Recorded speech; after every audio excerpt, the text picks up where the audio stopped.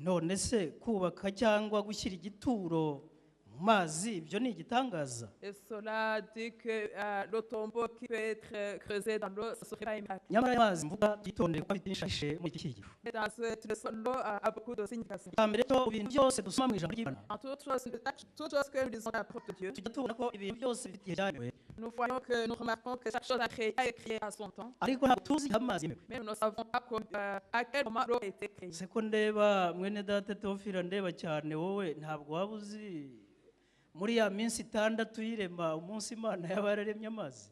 Est-ce que Théophile peut nous dire quel jour l'eau a été créée? bakwambura ubuyobozi rwose we ntabwo uramenya Bibiliya. Peut-être qu'il ne connaît pas encore bien la Bible. kuko abahanga benshi bagerageza gucukumbura ntabwo bashobora kumenya igihe amazi yaremewe.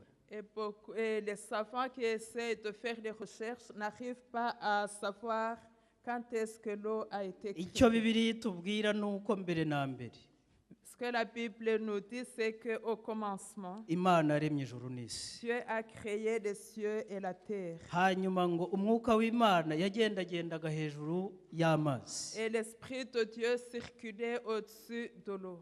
ariko ntabwo Imana itubwira ngo ayo mazi yo yaremwe kuwa kangahe. Mais Dieu ne nous dit pas quel jour il a créé l'eau. ibi rero bikaba bishobora no kuduhishurira yuko na mbere y'uko iyi si iremwa Et cela nous prouve qu'avant que notre monde soit créé, kandi ibyo ni ukuri Imana ihoraho iteka ryose, et c'est vrai, Dieu est éternel, birashoboka ko hari n'andi masi Imana yari yararemye mbere y'iyacu. c'est possible qu'il y a d'autres planètes que Dieu avait créées avant celui-ci. none se iyo abantu bagerageje kureba mu kirere nta yandi masi babonayo? Parce que les gens, les savants retrouvent d'autres planètes dans ikigaragara ni uko l'atmosphère. batarabasha kubona indi si yaba ibamwo abantu. Ce qui est évident, c'est qu'ils n'ont pas encore trouvé une planète où vivent les gens, les êtres humains. nanjye singiye kubabwira ko hariyo nabonye, Je ne vous dirai pas non plus que j'ai vu un, ariko icyo nizera ni uko mais ce que je crois, Imana ishobora byose, c'est que le Dieu Tout-Puissant, Imana izi byose, Dieu qui connaît tout, Imana ibera hose icyarimwe, Dieu qui est partout en même temps, ifite mu bushobozi bwayo kurema iteka ryose. il a la création dans ses mains. n'uyu munsi birashoboka ko yaremye isi, C'est possible que même aujourd'hui, il a créé le monde. ariko ntabwo yabimpishuriye. Mais cela ne m'a pas été révélé. aya mazi Imana yaremye kuva kera. Dieu, cette eau dont nous parlons, Dieu l'a créée il y a ku munsi longtemps. tutazi, Le jour où nous ne connaissons pas, ayo mazi Imana yabanje gukora akazi ko kubanza kuyigizayo kugira ngo haboneke ubutaka bwumutse. Dieu a d'abord séparé ses eaux pour qu'il trouve la terre ferme. hanyuma aho ku butaka imezaho ibyatsi n'ibiti n'ibindi bimera. Et il a fait pousser sur la terre des végétaux. hanyuma ibyo bimera bimaze kumera mu mazi naho ishyiramo inyamaswa ziba mu mazi. Et quand il y a eu les végétaux, il a mis les animaux aquatiques dans l'eau. hanyuma umuntu we imushyira ahumutse imusozi, ntabwo yabaye umuntu wo mu mazi. Et il a créé l'homme et il l'a mis sur la terre, il ne l'a pas fait habiter dans l'eau. ayo mazi Imana yaremye ntabwo yayashyize ku isi hano gusa aho tureba ngo tugende tuyakoreho, Dieu n'a pas mis seulement des eaux sur la terre, ahubwo ayo mazi Imana amwe yashyize hasi ku butaka, ayandi iyashyira mu kirere. Dieu a mis les eaux sur la terre et il les a mis aussi dans l'atmosphère. ni igitangaza kuko ibyo ntabwo ubwenge bw'umuntu buzashobora kumenya uko byagenze. C'est un miracle parce que nous ne comprendrons jamais ce qui s'est passé. icyo umuntu yashobora gukora ni kimwe gusa, Ce que l'être humain peut faire, ni ugukora ubwato butuma agenda mu mazi, Il peut faire seulement le bateau pour lui permettre de naviguer dans l'eau. ni ugukora umutaka wo kwitwikira andi amunyagira ava hejuru. Il peut fabriquer un parapluie pour se protéger contre la pluie. nta kindi umuntu ashoboye gukora kuri ayo mazi. L'homme ne peut rien faire d'autre pour ces eaux. aya mazi abantu bayabonaga nk'umugisha kandi koko ni umugisha. Et certains gens trouvaient ces eaux comme une bénédiction. ariko abantu batabashije kumenya guhimbariza Imana ibyo yabakoreye, Mais si les gens ne reconnaissaient pas Dieu pour ce qu'il a fait pour eux, igihe bari babayeho batayubaha, pendant qu'ils ne l'obéissaient pas, bakarushaho gushayisha cyane mu byaha, et là ils s'approfondissaient ou bien ils s'enfonçaient dans le péché. icyo gihe Imana yaboherereje umuhanuzi witwaga Nowa. C'est à ce moment-là que Dieu les a envoyés le prophète Noé. nzi ko ubwo mvuze izina Nowa muhise mwumva icyo nshaka kuvuga.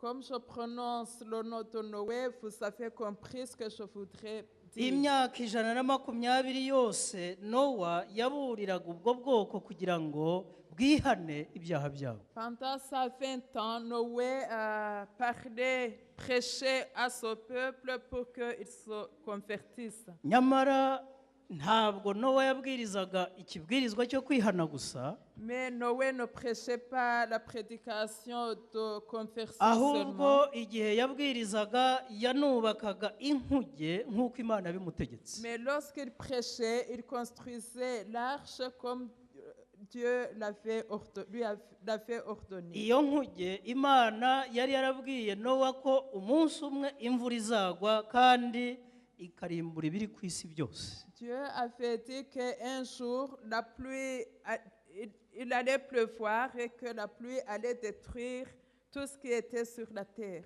Itangiriro igice cya 6, Genèse chapitre 6. mushobora kugisoma mugakomeza mukageza ndetse no mu gice cya 8. Vous pouvez lire jusque même au chapitre 8. ntabwo abantu bumvise imiburo ya Nowa, Les gens n'ont pas compris ou bien n'ont pas fait attention aux paroles de Noé, ahubwo bakomeje gushinga ijosi barakerensa, mais par contre, ils ont continué à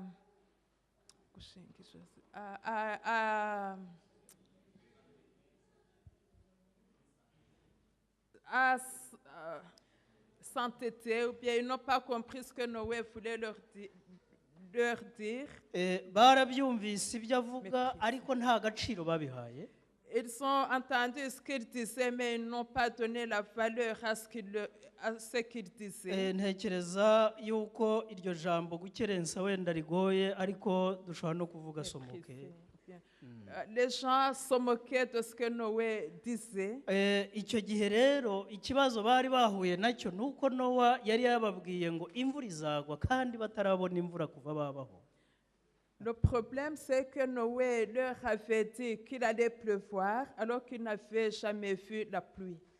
kutabona imvura kwabo babijyanye mu bwenge bwabo n'ubuhanga bwabo bwo kumva ibyo Nowa avuga ari ibisazi bitabaho. Comme ils n'avaient jamais vu la pluie, ils ont essayé d'imaginer ou de réfléchir à la pluie et ils trouvaient que Noé était insensé. bene data nagira ngo mbabwire ngo ibintu byose Imana ivuga nushaka kubishyira mu bwenge bwawe ngo abe ariho habigusobanurira. Par ici, je voudrais vous dire que si tu veux comprendre tout ce que Dieu dit par ton intelligence, uzahura n'akaga kuko iby'Imana turasabwa kubyakira kubwo kwizera. tu auras beaucoup de malheur parce que les affaires de Dieu, nous devons y croire par la foi. iby'umwuka bisobanurwa mu buryo bw'umwuka. Les choses de l'esprit sont expliquées par l'esprit. iyo umwuka w'Imana atari muri wowe iby'umwuka by'Imana ntubyumva. Si l'esprit n'habite pas en toi, tu ne comprends pas les choses de l'esprit. nubwo habaho gusakuza cyane ntabwo byakumvikana. Même si on doit crier, mais tu ne comprendras pas. abo bantu rero banze kumva ibyo Nowa avuga. Ces gens-là n'ont pas écouté les prédications de Noé. hanyuma inkuge bamufasha kuyubaka ariko banga kuyinjiramo. Ils ont aidé Noé à construire l'arche, mais ils n'ont pas entré. Uyu munsi wa none abantu benshi barafasha Nowa kubaka inkuge ariko ntibashaka kuyijyamo. Aujourd'hui, beaucoup de gens aident Noé à construire l'arche, mais ils ne veulent pas y entrer. Hari bamwe bajya babaza batari ku bundi iyo nkuge iza kuba koko ari bwo buhungiro bw'abatuye ku isi bakabyemera ibyo Nowa avuga bari kuyikwirwamo. Certains disent que même si les gens de ce moment-là avaient accepté ce que Noé prêchait, est-ce ils allaient tous entrer dans l'arche? Ntabwo bose bari kuyikwirwamo. Oui, c'est vrai, ils n'allaient pas contenir tout le monde. Ariko iyo bihana bose Mais si tout le monde était converti, ntabwo imvura yari kugwa. la pluie n'allait pas tomber. Icyo nicyo gisubizo. C'est ça la réponse. Ntabwo byari kuba ari ngombwa ngo imvura igwe. Ça n'allait pas être nécessaire qu'il pleuve. Uyu munsi Imana iratwibutsa amateka yo kwa Nowa kugira ngo tuyagereranye n'igihe turimo. Jésus nous rappelle l'histoire de Noé pour pouvoir le comparer à ce moment présent. Ku isabato nyuma ya saa sita igitekerezo cya Nowa tuzakigarukaho.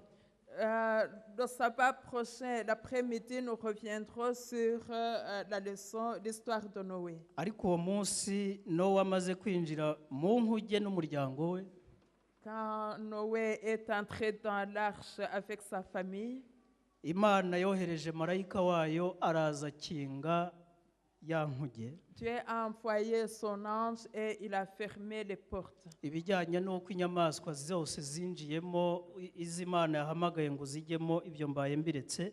Je ne vous dis pas comment les animaux sont entrés dans l'arche, Nyamara abantu bo banga kujyamo.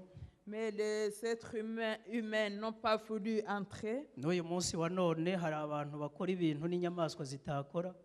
Même aujourd'hui, il y a les êtres humains qui font des choses que les animaux ne peuvent pas faire. Ibindi biremwa byose byubaha itegeko ry'Imana Toutes les créatures obéissent la loi de Dieu, uretse umuntu wenyine. sauf l'être humain.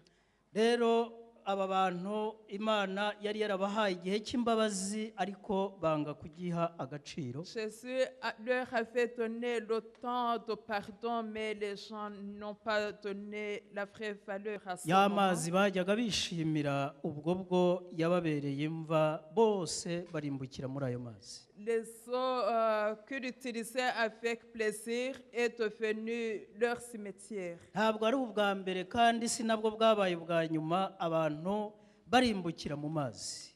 Ça n'a pas été la première fois et la dernière fois que l'eau a enseveli les gens. Ndagira ngo turebe mu gitabo cyo Kuva Lisons en Exode, igice cya 13. chapitre 13. Aha ndagira ngo twibuke amagambo ahari.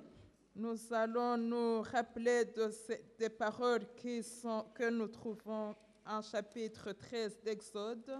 Aha ndagira ngo mwibuke uburyo Imana yakuye Abisirayeli mu gihugu cya Misiri. Je voudrais que vous vous rappeliez comment Dieu a ramené le peuple d'Israël du pays d'Égypte. Aha tuhabona uko urugendo rwabo rwari rwifashe ariko cyane cyane ndagira ngo dusome igice cya 14. Mais nous voyons comment ils ont voyagé, mais nous allons lire en chapitre 14. Uburyo Abisirayeli bambutse inyanja itukura kandi batafite ubwato. Nous allons voir comment ils ont traversé la mer Rouge alors qu'ils n'avaient pas de navire. Ariko abanyegiputa babakurikiye nabo bagashaka kwambuka nk'uko Abisirayeli bambutse. Et lorsque les Égyptiens ont voulu traverser comme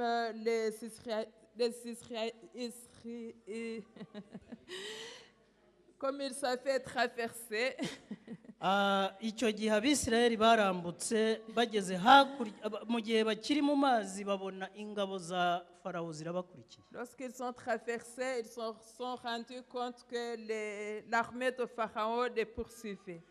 Abo bantu bagize ubwoba bati noneho baradutsinda muri iyi nyanja. Ils ont eu peur et ils se sont dit, maintenant ils vont nous exterminer. imana yabwiye mose iti babwire yuko abantu babonye uyu munsi batazongera kubabona iteka ryose. Mais Dieu a dit à Moïse de leur dire que l'armée qu'ils ont vue, ils ne le verront plus jamais. Ati babwire yuko uyu munsi bari bubone ugutabara kw'Imana. Dites-leur qu'aujourd'hui, ils vont voir le secours de Dieu. Icyo gihe Imana yari yabwiye Mose kurambura inkoni ye ku mazi, noneho amazi aratandukana, amwe ajya iburyo andi ajya ibumoso. Jésus avait ordonné à Moïse d'étendre son bateau et l'eau s'est séparée en deux. Hasi ntabwo hasigaye isayo, ahubwo hari humutse rwose. Et au milieu, c'était bien sec. Hanyuma Abisirayeli bashyira nzira barambuka. Et les Israélites ont traversé. Hanyuma abandi nabo barabakurikira. Et les Égyptiens les ont suivis. Igihe byagaragaraga yuko benda kubasatira ngo babagereho, Lorsque les Égyptiens s'approchaient, allaient attraper les Israélites, marayika w'Imana yamanutse mu gicu kijya hagati yabo bombi kirababakingiriza. l'ange de Dieu s'est mis au milieu et il les a aveuglés. Hanyuma abasirikare bo bakomeza kugenda ariko batareba Abisirayeli.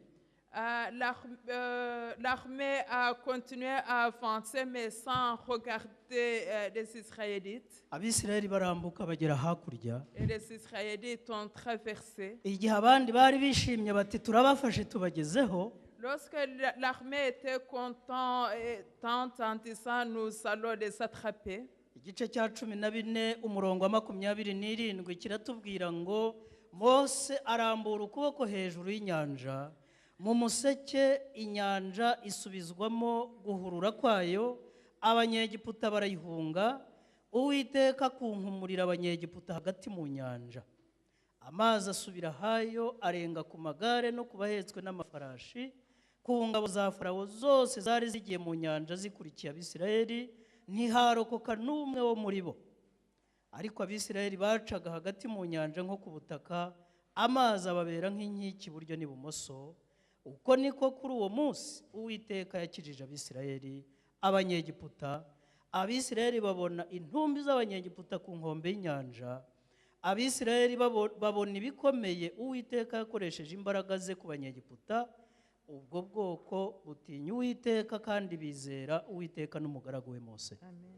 Ndashaka kuvuga ngo uyu mugoroba ntabwo iyi mva ari iya tikije abo kwa Nowa gusa, ahubwo n'ingabo za Farawo. Je voudrais dire que ce tombeau n'était pas seulement pour les gens du temps de Noé, mais il a été aussi pour l'armée de Pharaon. Ntabwo hashize igihe kinini uyu munsi nibwo naganiraga n'abantu twari kumwe. Aujourd'hui, je m'entretenais avec les gens. Bambwira yuko ababashije kugenda mu gihugu cya Misiri, et ils m'ont dit que ceux qui ont pu voyager en Égypte bagerageje kujya gusura bya bizu abafarawo bagiye bashyingurwamo bya piramide. Ils sont allés visiter les pyramides où on enterrait les pharaons. Bagerageza kubaririza niba mu gihugu cya Misiri hari abantu bakomoka ku bafarawo baba bakiriho. Et ils essaient de demander s'il y a la descendance des pharaons. Ariko bamushubije ko abo bantu bose bapfuye nta n'umwe ukiba kuri iyi si. Et ils ont dit qu'il n'y a plus la descendance des pharaons. Abo bagabo ba Farawo barwanyije Imana imbona nkubone. Les pharaons sont opposés ou bien ont combattu Dieu vis-à-vis. Kandi barwanya n'ubwoko bwayo. Et ils ont combattu son peuple. Bityo Imana itegeka ko bashiraho ubu nta n'ubwo bakibukwa rwose uretse kubona imirambo yabo. Ainsi Dieu les a exterminés. On peut voir seulement leur corps. Nagira ngo rero uyu mugoroba iyi mva yacukuwe mu mazi ikajyana abo kwa Nowa ikajyana abo kwa Farawo, twe gukomeza gusa kwirebera muri iyo ndorerwamo. Je voudrais qu'on regarde cette cimetière sous un autre angle. Ahubwo tujye mu gitabo cya kabiri cy'Abami. Lisons en 2 Rois. Mu gice cya 5 turahabona nanone indi shusho dukeneye cyane. Chapitre 5, nous allons regarder l'autre image dont nous avons besoin. igitabo cya kabiri cy'abami igice cya gatanu 2 Rois, chapitre 5. aha turahabona noneho umuntu wasabwe kujya mu mazi atajyanywemo no gupfa ahubwo ajyanywemo no gukira. Ici, nous allons voir quelqu'un qui a été obligé d'aller dans l'eau, pas pour mourir, mais pour être guéri. uyu mugabo yari umugaba w'ingabo kandi ari umutegetsi mukuru w'Abasiriya. C'est le chef de l'armée et il était le général de l'armée w'ingabo za Siriya. de Syrie. aha rero nagira ngo mbabwire ngo uyu mugabo nubwo yari umunyacyubahiro ariko yari umubembe. Cet homme avait l'honneur, mais il était lépreux. ibibembe icyo gihe cyose byari indwara mbi cyane kandi yandura. La lèpre était contagieuse. yari indwara mu bigaragara abantu bagereranya n'icyaha cyangwa umuvumo. C'était une maladie considérée comme un péché ou comme une malédiction. ibyo rero bigatuma umuntu urwaye iyo ndwara ahabwa akato agashyirwa ku ruhande. Et cela faisait que celui qui avait la maladie était écarté et il était mis à part. uyu mugabo Namani yari yararwanye intambara nyinshi kandi arazitsinda. Naaman avait gagné beaucoup de guerres, ariko yari umubembe. mais il était lépreux. yari indwara ituma yumva adafite agaciro mu bantu. C'était une maladie qui l'humiliait parmi les njya autres. ntekereza inzu yabagamo ibutware iwe uko yari imeze. Je m'imagine son habitation là où il vivait. njya nibaza icyumba yaryamagamo wenyine nta wundi wakigeramo. Je m'imagine sa chambre individuelle où personne d'autre ne pouvait njya arriver. nibaza bamuzaniraga ibyo kurya bakabitereka ahantu bakiruka ngo batamwegera. Je m'imagine les gens qui lui apportaient la nourriture et qui la déposaient quelque part pour ne pas yemwe s'approcher de nta lui. cyubahiro kivanzemo n'ibibembe. Il n'y a pas de gloire mélangée à la lèpre. mu bantu babaga iwe b'abagaragu n'abaja Tous les serviteurs et les servantes qui vivaient chez lui, habagamo umukobwa bivugwa ko yari yaranyaze mu Bisirayeli. parmi ces gens, il y avait une petite esclave venant d'Israël. uyu mukobwa nubwo yari umunyagano kwa Namani ariko yubahaga Imana. Même si elle était servante chez Naaman, mais elle obéissait à hari Dieu. ibintu bigaragaza ko yubahaga Imana. Il y a certaines choses qui nous montrent qu'elle obéissait à Dieu. nuko muri urwo rugo yari arimo yumvaga afite amahoro. C'est que cette chose, c'est qu'elle avait le bonheur dans ce foyer. igituma mvuga ko yari afite amahoro ni uko atigeraga arwara inzika shebuja. Je l'affirme parce qu'elle n'était pas rancunière. nubwo shebuja yari yarishe ababyeyi be, Même si son maître avait tué ses parents, nubwo yari yarishe bene wabo, même s'il avait tué ses frères, ariko mu mutima we yari yaramaze kubabarira. mais dans son cœur, elle avait donné le pardon. yari azi ko umunyabyaha nta kibi atakora. Elle savait que le pécheur pouvait faire beaucoup de mauvaises choses. ariko yari azi ko umunyabyaha wihannye nawe yakoreshwa icyiza Mais cyose. elle savait que le méchant qui est converti peut faire de bonnes mu choses. mutima w'uyu mukobwa yahoraga avuga ati icyampa databuja akamenya ko mu Isirayeli hari Imana yamukiza ibibembe. Elle se disait toujours, si mon maître savait que chez nous, il y avait un prêtre en Israël, il y avait quelqu'un, un serviteur de Dieu qui pouvait le guérir. erega Imana ishaka ko abanyabyaha bihana Dieu veut que les méchants, les pécheurs se convertissent. kandi ishaka ko bakira.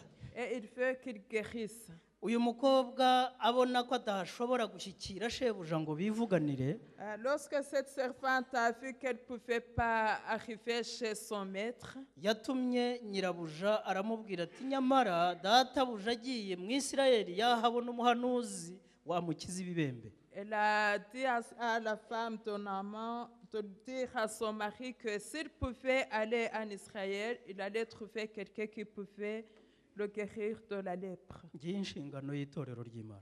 Voici la responsabilité de l'Église de Dieu. ni ukurangira abantu aho bashobora gukirira. C'est indiquer aux autres l'endroit où ils peuvent être guéris. Umwanya urimo uwo ari wo wose muri sosiyete N'importe quelle place que tu occupes dans la société, ufite isezerano ry'icyubahiro Imana izaguha igihe kigeze, tu as une promesse de gloire que Dieu va te donner au moment voulu. ntabwo uzabaho urarikiye icyubahiro cy'abanyabyaha, Tu ne vas pas enfier la gloire des pécheurs nta nubwo ukeneye kwambikwa ikanzu y'icyubahiro n'abami bo mu isi. et tu n'as pas besoin d'être vêtu d'un habit extraordinaire donné par les dirigeants du monde. Amasezerano y'Imana arahagije kukurema umutima Les promesses de Dieu suffisent pour te réconforter no kuyategereza wihanganye. et de les attendre avec patience. Uyu Namani nihuse mu gitekerezo yagiye mu Isirayeli kureba uburyo yakira ibi bibembe. Naaman est allé en Israël pour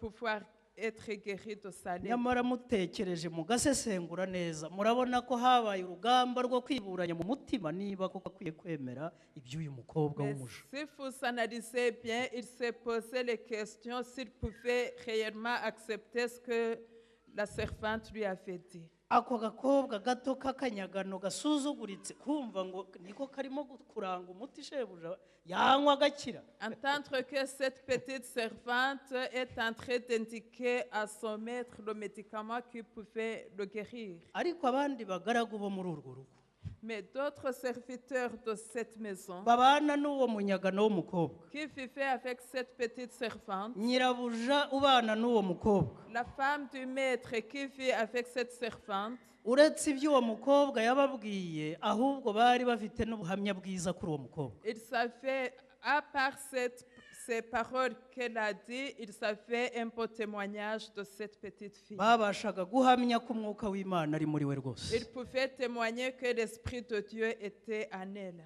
Bityo rero Namani afata icyemezo aragenda. Ainsi, Naaman a décidé de partir. Ntabwo umuhanuzi yaje ngo amukoreho n'ibiganza amukize, Le prophète ne l'a pas touché pour le guérir. nta nubwo yasohotse ngo amurebe avuga ati warabembye warashize rwose urarembye umeze nabi. Il n'est même pas sorti pour regarder son état. Nta consultation yakozwe, Il ne l'a pas consulté. ahubwo icyo yavuze gusa aramubwiye ngo genda ujye muri Yorodani wiyuhagire wibiremo karindwi. Mais il lui a dit seulement, va au Jourdain et plonge 7 fois. Ikibazo cyo kwibaza Yesu niba ari Imana, La question de se demander si Jésus est réellement Dieu, nashubije ko kubyemera bisaba kubyizera.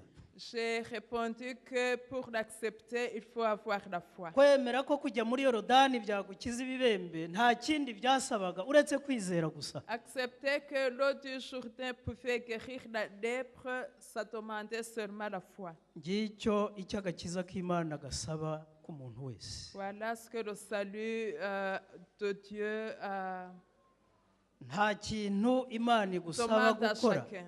Dieu ne nous demande pas autre chose. ahubwo iragusaba kwizera.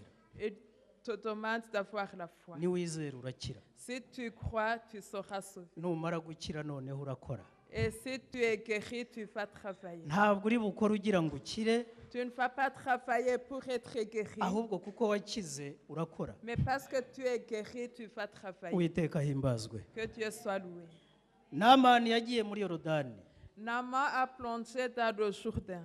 Bwa mbere avuyemo abona ibibembe biracyari byose, La première fois, il avait toujours la lèpre. kandi amazi ya Yorodani yari mabi pe. Et l'eau du Jourdain n'était pas propre. Kandi muri Siriya aho yaturutse hari inzuzi z'amazi meza cyane. Mais en Syrie, il y avait les rivières avec une eau. Arivovota Il a murmuré. abwira abagaragu bati uyu muhanuzi yansuzuguriye iki? Il a dit à ses serviteurs, pourquoi ce prophète m'a méprisé? Iwacu nta nzuzi zihari. Est-ce que chez nous, il n'y avait pas de rivière? Ndetse yavuze n'amazina yazo. Et il a cité les noms de ces Ariko rivières. abo bagaragu baramubwira bati ariko uyu muhanuzi yagusaba n'ibindi bikomeye birenze ibyo ntibari kubikora. Mais les serviteurs lui ont dit, si le prophète t'avait demandé plus que ça, tu n'allais pas le faire? Namani ajyamo bwa kabiri. Et Naaman a plongé pour la deuxième fois. avuyemo abona ibibembe biracyari bya bindi. Après la deuxième fois, il n'était pas encore guéri. Yakomeje kwivovota. Il a continué à murmurer. Abagaragu be baramwinginga bati nyagasani emera ubikore kwa kundi yakubwiye. Et ses serviteurs lui ont dit, essaye de faire comme le prophète, tel que le prophète t'a dit. Namani yarakomeje ajyamo inshuro ya gatatu, iya kane, iya gatanu, iya La troisième gatandatu. fois, la quatrième fois, la cinquième fois, la sixième fois. Nagira ngo mbabwire ko inshuro yagoranye cyane kandi ikagora abantu bose n'inshuro ya gatandatu. Et Inshuro ya karindwi. la septième fois a été très pénible pour lui et pour ses Kubera serviteurs. yuko atari afite kwizera gushyitse. Parce qu'il n'avait pas la foi suffisante. N'aba bagaragu be bagize gushidikanya baribaza batari ko ubu koko agiyemo inshuro ya karindwi. Et ses serviteurs se sont dit, mais s'il plonge pour la septième fois, Kandi twakomeje gusakuza ngo najyemo agiyemo ntakire twajya he. nous avons insisté pour qu'il plonge. Si la septième fois il n'est pas guéri, qu'est-ce que Ntekereza nous allons faire? yuko yagiye kwibira bo basa n'abantu bameze nk'aba bantu bagiye kwiruka 100 metre. Je pense que quand il a plongé pour la septième fois, ses serviteurs étaient prêts pour fuir. Bavuga bati nava madakize turakizwa n'amaguru. Parce qu'ils pensaient que s'ils ressortaient non guéris, ils allaient fuir et courir. Nyamara muri iyo nshuro ya karindwi Mais à la septième fois, marayika w'Uwiteka yari muri Yorodani. l'ange de Dieu était dans le Jourdain.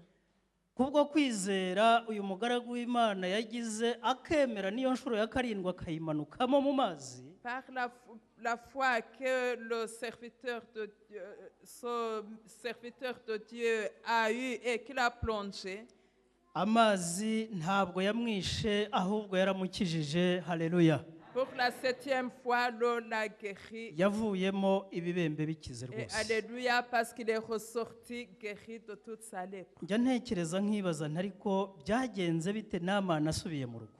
Qu'est-ce que je me pose la question de savoir ce qui s'est passé lorsque Naaman est retourné chez Si lui. ubwo ninde waje kumuramutsa, ninde yahaye uburenganzira bwo kumuhobera bwa mbere. Je me demande à qui il a donné la permission de l'embrasser pour la première fois. Ahari mushobora kumbwira ngo ni madamu we. En premier, peut-être vous pouvez me dire que c'est sa femme. Ntabwo nari mpari ngo mbivuge neza. Je n'étais pas là pour pouvoir le raconter. Ariko mbaye ari jyewe Namani. Mais si c'était moi, Naaman, Uwo mukobwa wandangiye umuti niwe nari guhobera bwa mbere. je pense que j'embrasserai d'abord la petite servante qui m'a indiqué le médicament. Reka mbabwire bene data na bashiki banjye. Je voudrais vous dire, chers frères et sœurs, Nizera ko tuzagera mu ijuru. j'ai l'espoir que nous allons arriver au ciel. Kuko Imana yarisezeranye ntibeshya. Parce que le Dieu qu'il a promis ne ment pas. Ntabwo Imana idusaba ikiguzi kugira ngo turigeremo. Dieu ne nous demande pas le prix pour arriver au ciel. Ikidusaba ni ukwizera. Il nous demande seulement d'avoir la foi. Kandi iyo dufite kwizera twubaha Imana bitatugoye. Et quand nous avons la foi, nous obéissons à Dieu Ariko facilement. ikintu kimwe mu bizanezeza umuntu ageze mu ijuru, Mais ce qui se fera plaisir en premier lorsque nous arriverons au ciel, ni ukurebana na Yesu waducunguye. c'est regarder Jésus face à face. Ikindi cya kabiri kizatunezeza bwa kabiri, Et la deuxième chose qui nous fera beaucoup plaisir, ni ukurebana mu maso n'umuntu wakurangiye inzira y'agakiza. c'est regarder quelqu'un qui t'a montré la voie du salut. Uwo ni wo mutungo tuzajyana mu bwami bw'Imana. C'est ça la richesse que nous allons apporter au ciel. Ntabwo ari ya maturo dutura, Ce ne sont pas les offrandes que nous offrons. ntabwo ari cya cya cumi dutanga, Ce n'est pas la dîme que nous donnons. ntabwo ari insengero twubaka. Ce n'est pas les églises que nous construisons. Ibyo byose tuzabisiga inaha. Nous allons tous abandonner. Ariko abemeye Yesu bakamwakira nk'umukiza wabo, Mais ceux qui ont accepté Jésus et qui ont abo nibo cru en lui, tuzazamukana nabo muri iki kirere, nous monterons tous ensemble tubamurikire Data wa twese. et nous allons les présenter à Uzaba Dieu. ari umunezero utangaje. Ça serait la joie. ibi birori byabaye kwa Namani ndabireba nkabona byari ibirori bidasanzwe. Je m'imagine la fête qui a eu lieu chez Naaman. Ese mbabaze ubu uyu mukobwa yakomeje kuba umuja? Je voudrais vous demander si cette petite fille est restée esclave. Ese ubu yakomeje kuba umunyagano? Est-ce qu'il est resté réfugié? Ayo mazina mabi yose Esclave. yayavanyweho, Tous ces noms qui l'humiliaient, il les portait plus. nyamara ntabwo icyo yakoze yagikoze ari icyo ngicyo ashaka, Mais elle n'avait pas pour objectif cette gloire. ariko Imana iravuga ngo mubanze mushake ubwami bw'Imana, Mais Dieu nous dit, cherchez premièrement le royaume de Dieu n'ibindi byose et muzabyongererwa. tout le reste vous sera donné par-dessus. Abantu bubaha Imana ntabwo bazaba umurizo, Les gens qui obéissent à Dieu ne seront pas la queue, ahubwo bazaba umutwe. mais ils seront les têtes, la Imana yacu tête. ihimbazwe. Que notre Dieu soit loué.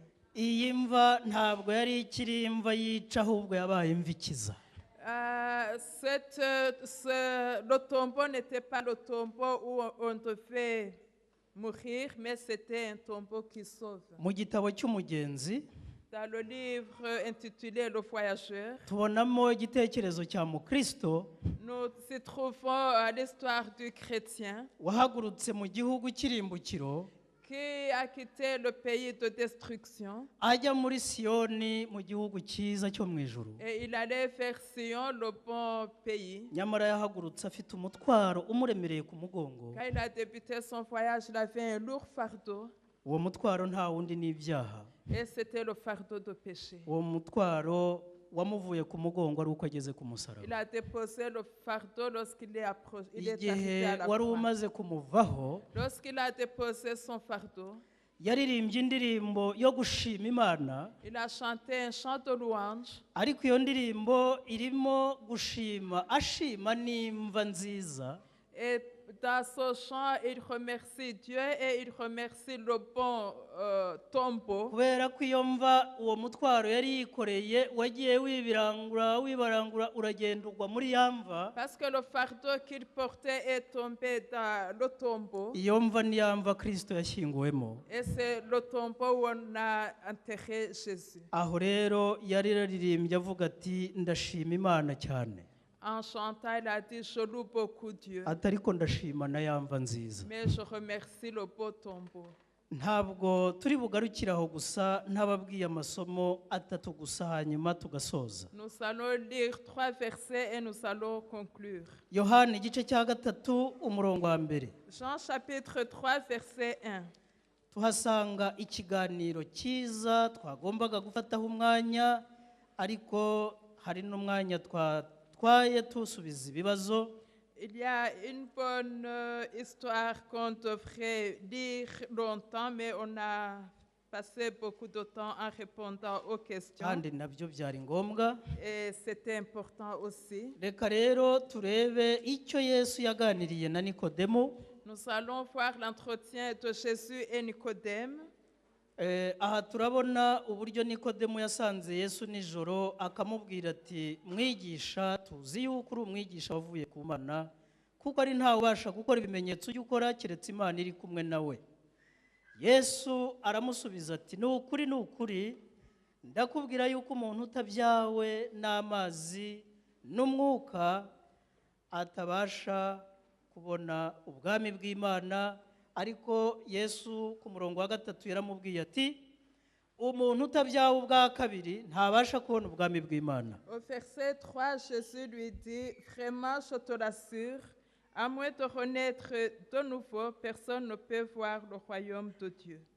Yesu igihe yari amaze kuvuga aya magambo, Lorsque Jésus a prononcé ces paroles, yitegereje Nikodemo mu maso, il a observé Nicodème abona ko ibyo amubwiye atabyumvise. et il a remarqué que Nicodème n'a pas compris. Ariko iyo uganira n'umuntu ibyo umubwira akabyumva ntubimenya. Lorsque tu t'entretiens avec quelqu'un, Yarebye il mu ne maso ya comprend pas Nikodemo tout. abona ko ibyo avuze atabyumvise rwose. Il a compris que Nicodème n'avait pas compris. Nikodemo aramubaza ati mbese umuntu yabasha ate kubyarwa akuze? Et Nicodème lui demanda comment on pouvait naître de nouveau une fois vieux. Yasubira mu nda ya nyina akabyarwa? Est-ce qu'il peut retourner dans le ventre de sa mère pour renaître?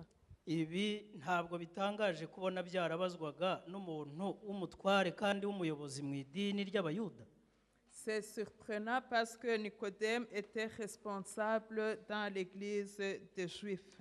Biratangaje kubona umuyobozi w'idini Yesu amubwira ijambo rikamuyobera kandi icyubahiro yari afite nicyo cyatumye amusanga nijoro. C'est surprenant qu'il n'a pas compris ce que Jésus lui disait et la gloire qu'il avait, il avait la gloire tellement qu'il ne pouvait pas aller pendant la journée voir Jésus. Ati wambona umuntu w'umudokiteri nkanjye nganira n'umugabo wavukiye i Nazareti. Il disait, si on me trouvait étant docteur parler avec l'homme qui est né à Nazareth. Ariko ikibazo icyo Yesu yamubwiye yananiwe kucyumva rwose. Mais il n'a pas compris ce que Jésus lui a dit. Noneho Yesu atangira kumusobanurira. Et Jésus a commencé à Murongo wa lui 5 expliquer. ati ni ukuri ndakubwira yuko umuntu utabyawe n'amazi n'umwuka ntabasha kwinjira mu bwami bw'Imana. Au verset 5. Ikibyarwa n'umubiri nacyo ni umubiri, n'ikibyarwa n'umwuka nacyo ni umwuka. Witangazwa nuko nkubwiye yuko bibakwiriye kubyarwa ubwa kabiri. Umuyaga uhuha aho ushaka ukumva guhuha kwawo, ariko ntumenya aho uva cyangwa aho ujya. Niko wabyawe n'umwuka wese amera. Nikodemo kugeza kuri iyo saha nta kintu yumvaga. Jusque là, Nicodème ne comprenait rien. Noneho ku murongo wa 9 Et au verset 9, Nikodemo arongera arabaza ati Yesu ibyo ngibyo byashoboka bite? Nicodème demanda à Jésus, comment Yesu cela peut-il se réaliser? aramusubiza ati ukaba uri umwigisha w'Abisirayeli ntumenye ibyo? Et Jésus lui répond, toi qui enseignes le peuple d'Israël, tu ignores cela? Yesu yitonderaga amagambo ye cyane.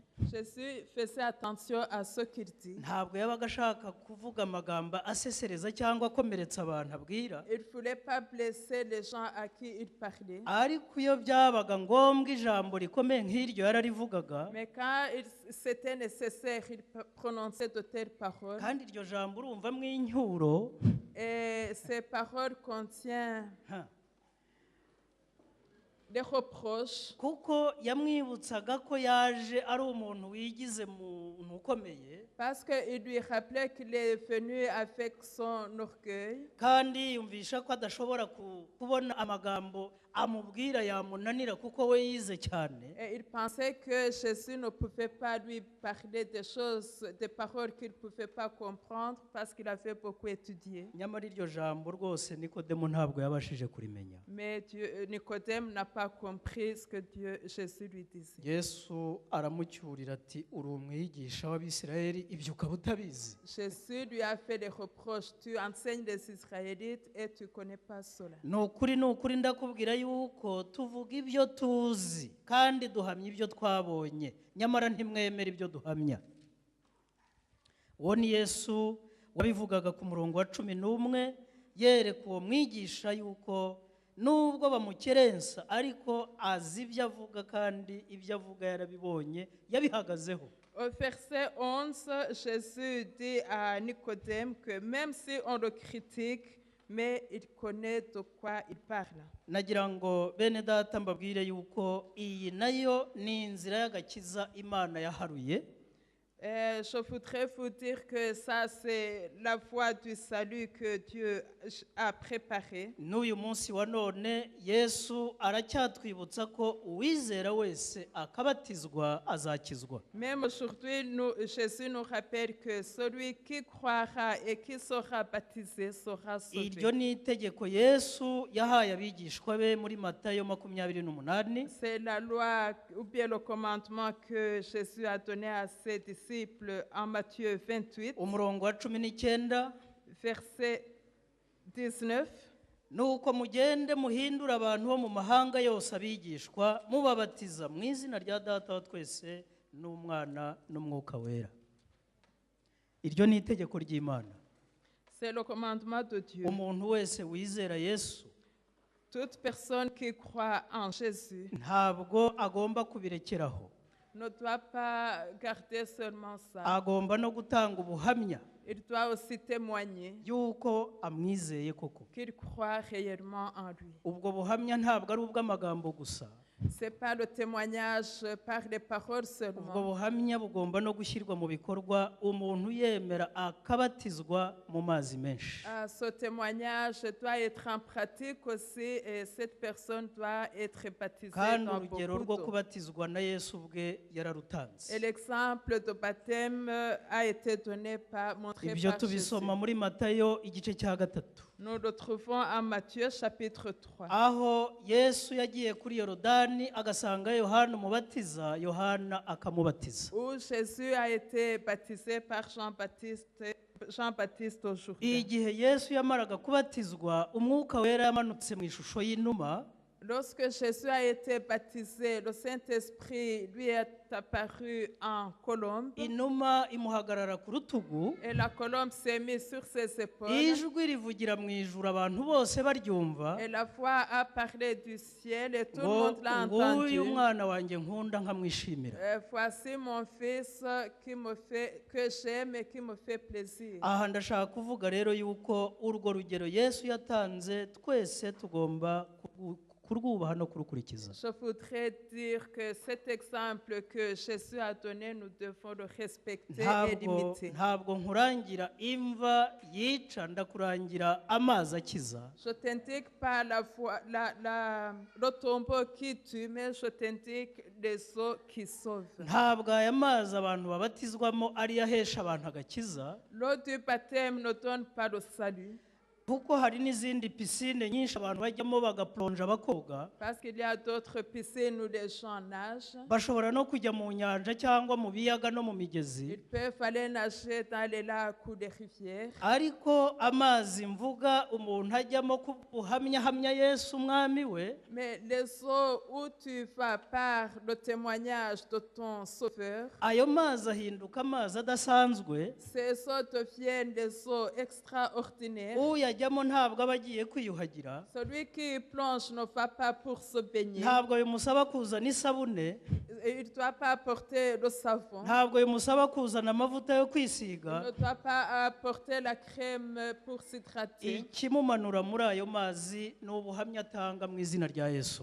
Il descend, il va dans l'eau pour donner témoignage Uyu muntu de iyo Jésus. amanutse mu mazi, Si la personne descend, va dans l'eau amazi akamurengera, et qu'il va sous l'eau, ni igishushanyo kivuga ngo wa muntu wa kera ugomera Imana arapfuye. c'est le symbole qui dit que l'homme ancien qui n'obéissait pas à Dieu est mort. Noneho kuva muri ya mazi Et lorsqu'il se lève de l'eau, ni ikimenyetso kivuga ngo umuntu mushya arazutse. c'est le symbole de la résurrection d'un Nk'uko homme Yesu nouveau. yapfuye akazuka, Comme Jésus est mort et qu'il est ressuscité. niko n'umunyabyaha apfa hanyuma akazuka ari umuntu mushya. C'est ainsi que le pécheur meurt et qu'il ressuscite en nouvel être. Igisambo ku musaraba cyizeye Yesu cyemerewe ubugingo kandi kitabatijwe. Le brigand à la croix a eu la vie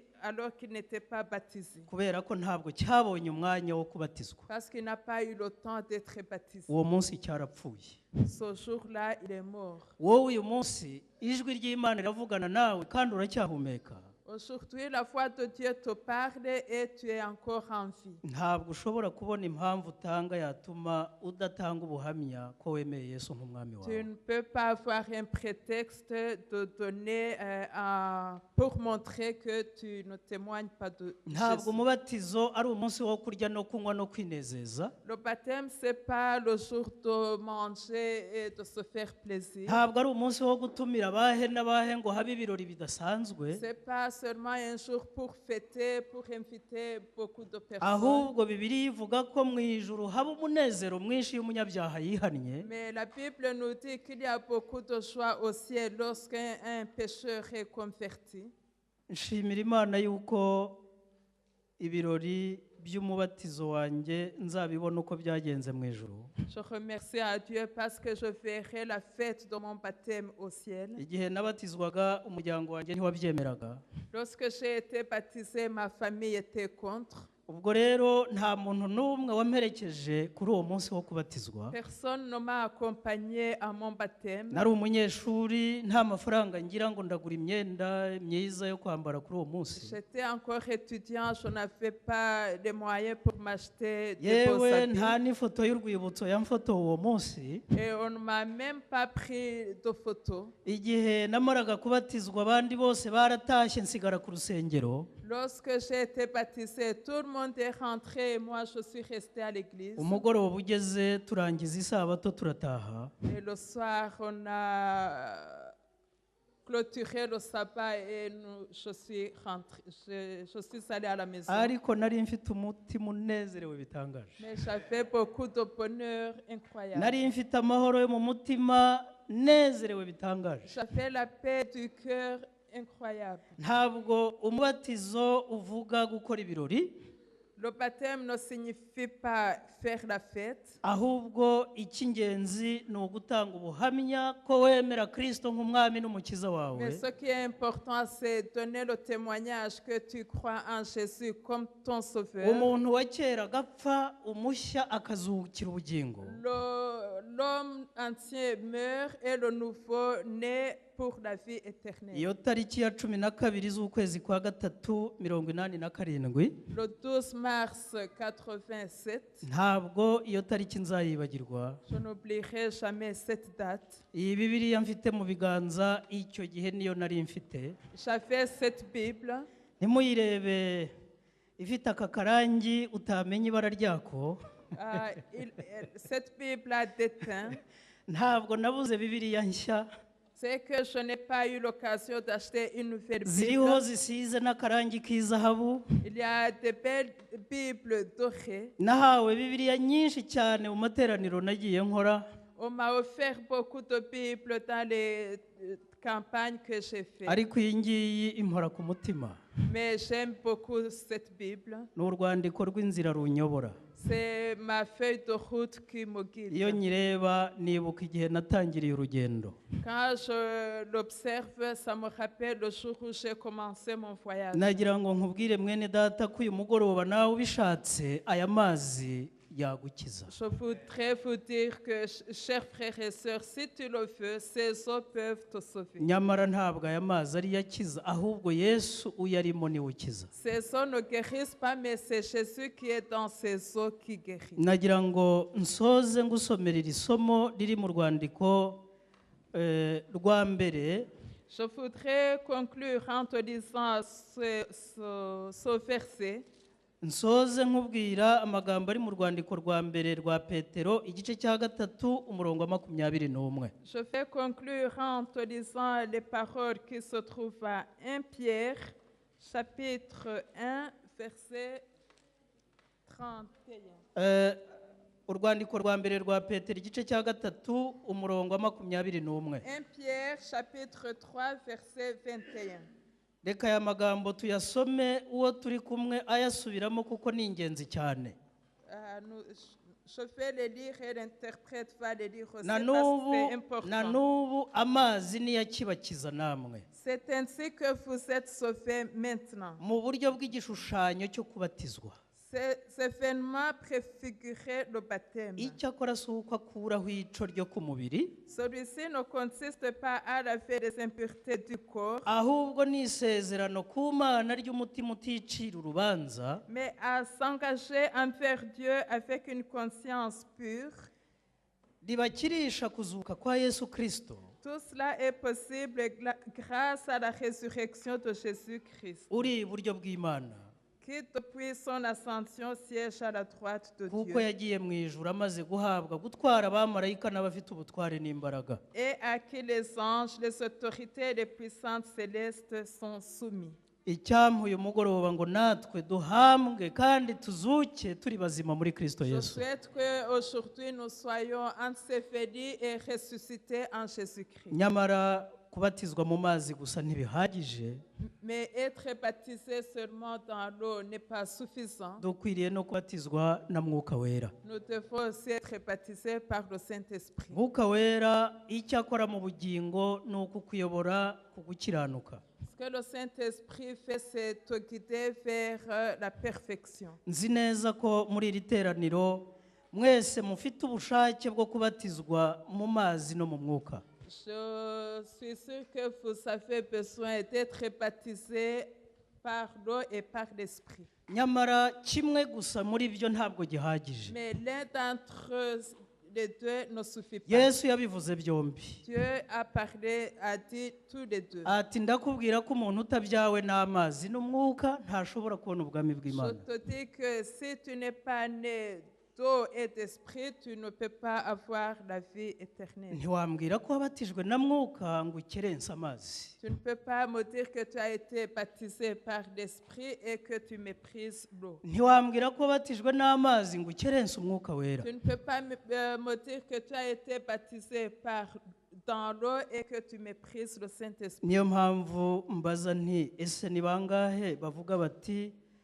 yesu tubatirisha amazi kandi tubatirisha umwuka? Combien d'entre nous disons à Dieu, baptise-nous des eaux et d'esprit? reka duhagurukire ku birenge byacu. Lève-nous. mumaze umwanya mwicaye, Vous êtes ariko restés ubwo longtemps assis. dusezeranye n'Imana dutyo, reka duhagurukire no ku birenge Et byacu. comme nous faisons la promesse à Dieu, lève-nous. ndagira ngo nsabe mwene data Edouard aze hano adushyire imbere y'Imana mu isengesho. Je demande, j'invite Edouard pour qu'il nous mette, qu'il prie. mbere y'uko Edouard asenga, Avant qu'il prie, abashyitsi benshi twabahaye impapuro buzuza, nous avons distribué des feuilles de papier aux visiteurs. mu byo mwuzuzamo ushobora no kuba wifuza kubatizwa. Dans tes observations, peut-être tu aimerais être baptisé. kandi ku musozo w'aya materaniro yacu tuzakumenyesha itariki muri uku kwezi umubatizo uzaberamo. Et à la fin de nos réunions, nous te dirons la date du baptême. ufite uburenganzira, urugi ruragukinguriye kugira ngo nawe ubatizwe nk'uko Yesu yabatijwe. La porte est ouverte et tu as la liberté, tu peux être baptisé comme Jésus a été baptisé. ntabwo rero bizatinda kuko itariki uzayimenyeshwa ku isabato igihe umubatizo uzabera. Sabbat prochain, on vous dira quand est-ce qu'il y aura le baptême. ntuzagire ikibazo ngo nzambara iki. Ne te fais pas de soucis pour l'habit que tu vas porter. ntabwo ari ikibazo ngo uwo munsi nzaba natumiye bande. N'est pas le problème de te demander qui tu vas inviter. ikibazo ntabwo ari icyo, icy'ingenzi ni ubuhamya dutanga ko twemeye Kristo nk'umwami n'umukiza. Ce qui est important, c'est le témoignage que nous faisons, de dire que nous acceptons Jésus comme notre Sauveur et Roi. mwese Imana ibaha umugisha. Que Dieu vous bénisse tous. reka mwene data dusabire. dusenge. Uwiteka Mana igira neza, Mana y'urukundo, Mana y'ibambe n'imbabazi, tugushimye Nyagasani ijambo ryawe twandikishirije kugira ngo ritubere umucyo tumurikira muri isi y'umwijima, izina ryawe rihabwe icyubahiro Mwami. Tugushimiye kandi ko ubushake bwawe kuri buri wese Nyagasani ari uko dukira, ko utifuza no gupfa k'umunyabyaha, ahubwo unezezwa nuko yihannye akakugarukira, nabwo ubihimbarizwe Mwami. Turakwinginze Mana ishura byose, twese ko turi hano, ari abasanzwe ari n'abashya ari n'abashyitsi, twese uduhe guca bugufi twumve icyo tubwira mu ijambo ryawe Nyagasani. Ni wowe waje kudushaka Mana ishura byose, si twe twagushatse mbere. Turakwinginze ngo uduhe gutera intambwe, ari ukeneye umubatizo w'amazi Nyagasani umuhe guca bugufi awakire, kandi n'abasanzwe Nyagasani twese dukeneye umubatizo w'umwuka wera wa buri munsi. Uduhe Mana ishura byose kubugusaba Mwami. Utugirire neza Mana ishura byose, ari mwene data wadutumyeho, nawe ukomeza kumufasha no kumukomeza. Twese gahunda zisigaye tuzigushyize mu maboko Nyagasani, ngo zikomeze kuyoborwa nawe, kandi ukomeza kudufasha Mana ishura byose, kugira ngo aya materaniro twagize, uyu mugisha twagize, we kuzadusiga uko turi, ahubwo ukomeze gukora ku mutima wa buri wese Nyagasani, buri wese agire ivugurura mu bugingo bwe. Tubyambashe mu izina rya Yesu Kristo umwami wacu, amen. reka gahunda ikomeze isoza, Imana mwese ibagire neza. Que Dieu vous bénisse tous.